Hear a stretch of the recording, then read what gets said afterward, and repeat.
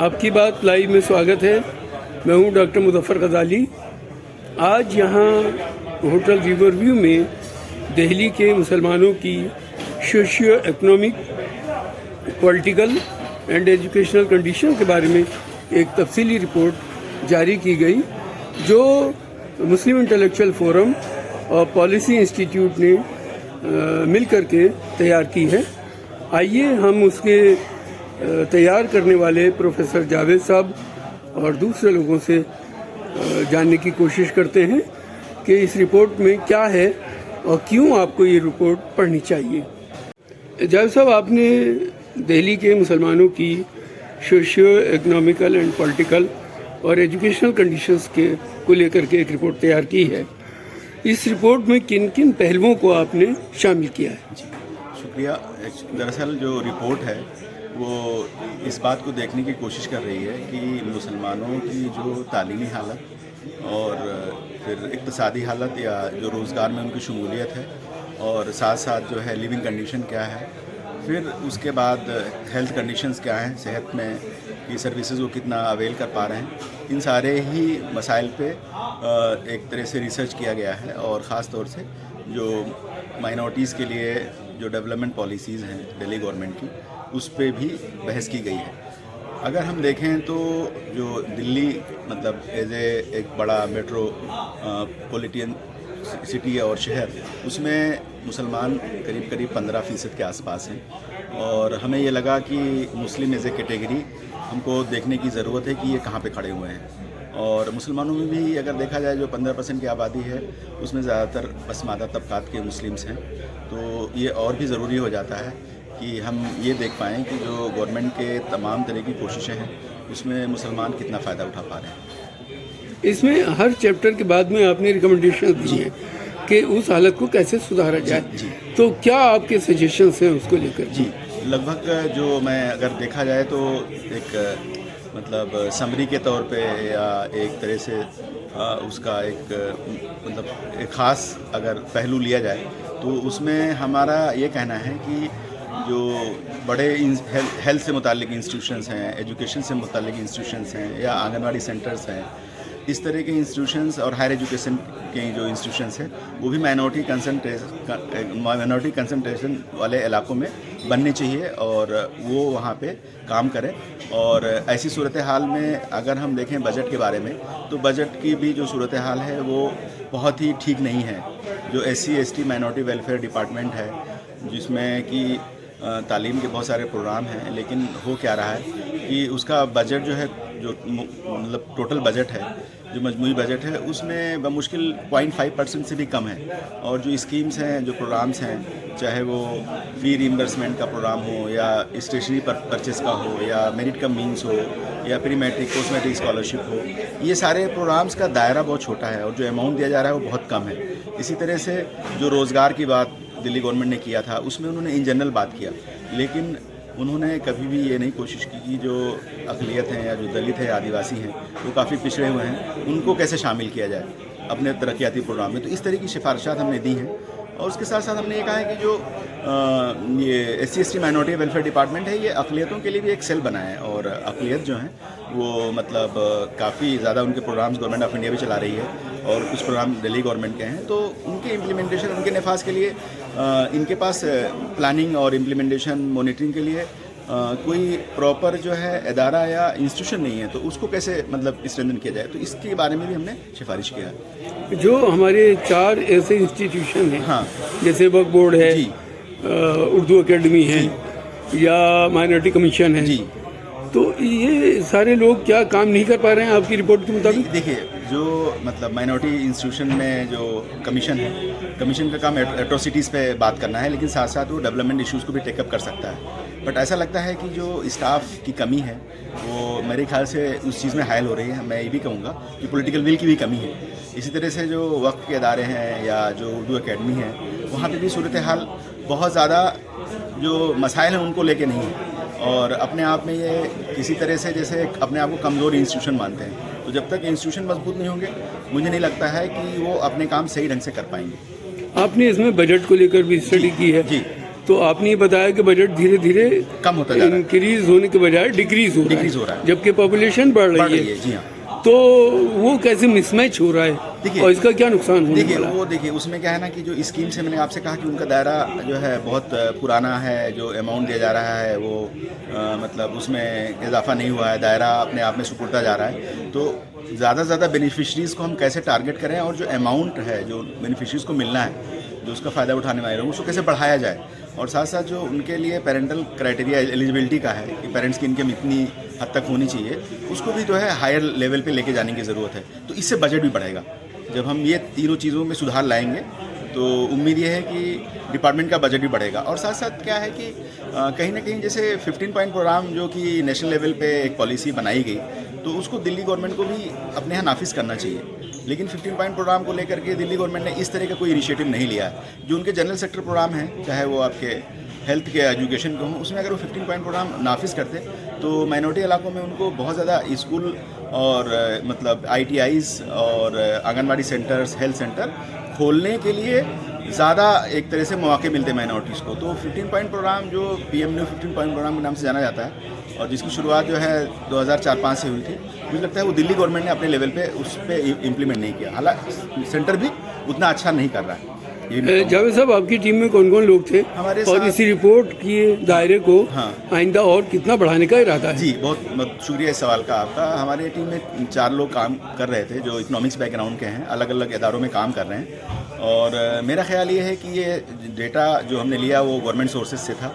अभी हमें कुछ फील्ड स्टडीज़ भी करनी चाहिए ताकि हमें फील्ड परसेप्शन कैप्चर करना चाहिए, इसलिए कि गवर्नमेंट के डेटा में जो वेरिएबल्स हैं बहुत लिमिटेड हैं और उसको बढ़ाया जा सकता है। उस मतलब स्टडीज़ का एक्सपेंशन किया जा सकता है और हम उसको ग्राउंड लेवल पे अगर कुछ फील्ड सर्वे के थ्रू, हाउस होल्ड सर्वे के थ्रू काम करें तो ज़्यादा फ़ायदा होगा। डॉक्टर खालिद खान साहब, आप इस टीम के जिसने रिपोर्ट तैयार की मुसलमानों की, दिल्ली के मुसलमानों की economical, political and social conditions पर, इसका एक हिस्सा रहे हैं।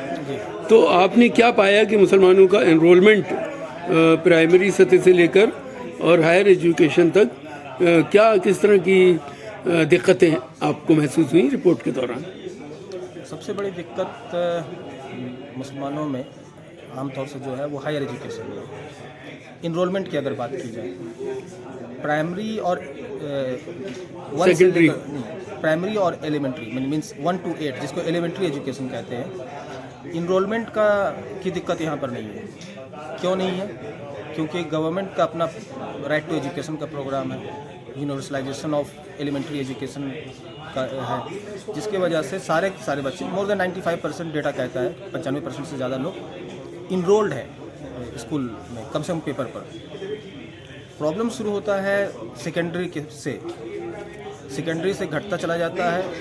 फिर उसके बाद दूसरा जो आप देखते हैं ब्रेक आता है वो हायर सेकेंडरी के बाद आता है, जब हायर एजुकेशन में लोग ज्वाइन करते हैं। तो सबसे बड़ा ड्रॉप आउट दिखेगा आपको क्लास 8 से 9 के बीच।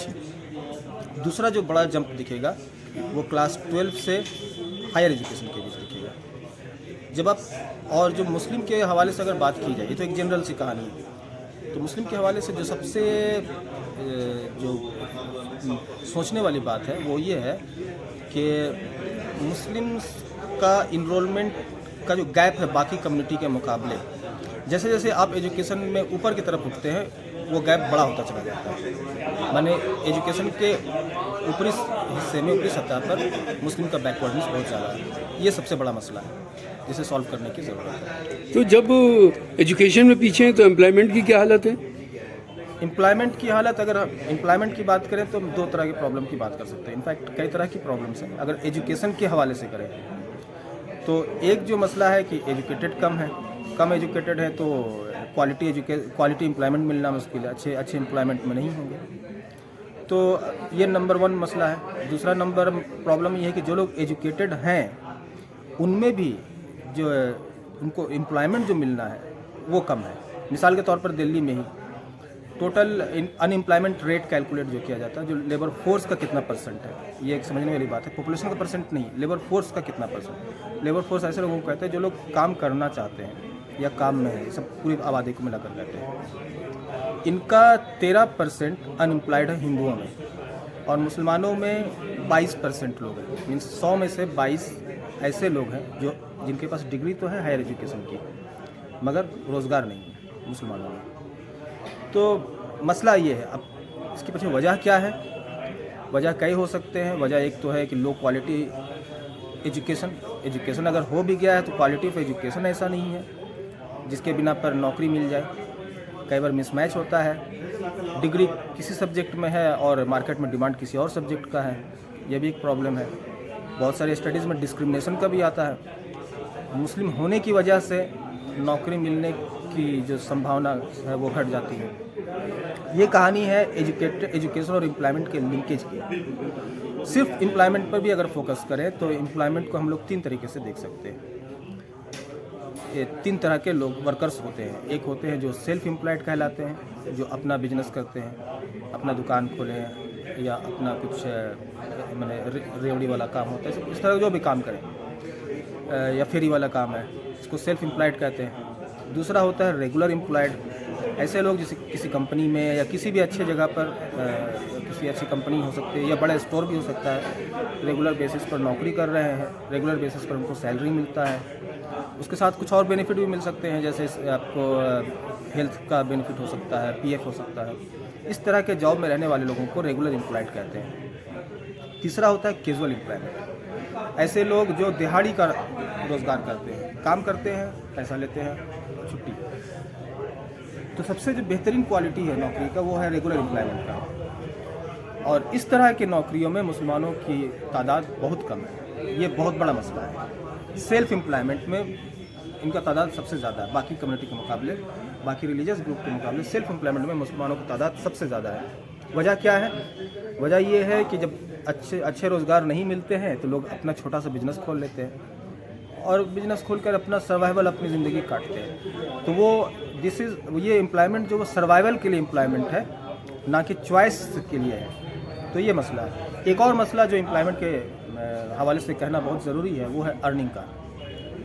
डेटा ये कहता है कि दिल्ली में मुसलमानों की जो रोज़ की कमाई है, मिसाल के तौर पर रेगुलर एम्प्लॉयमेंट में, वो हिंदुओं के मुकाबले आधा है। मीन्स अगर मुस्लिम डेली 500 रुपया कमा रहे हैं रेगुलर एम्प्लॉयमेंट से, तो हिंदू 1000 कमा रहे हैं। मीन्स हिंदुओं का दुगना है, या आप ये कह सकते हैं कि मुसलमानों का हिंदुओं के मुकाबले आधा है।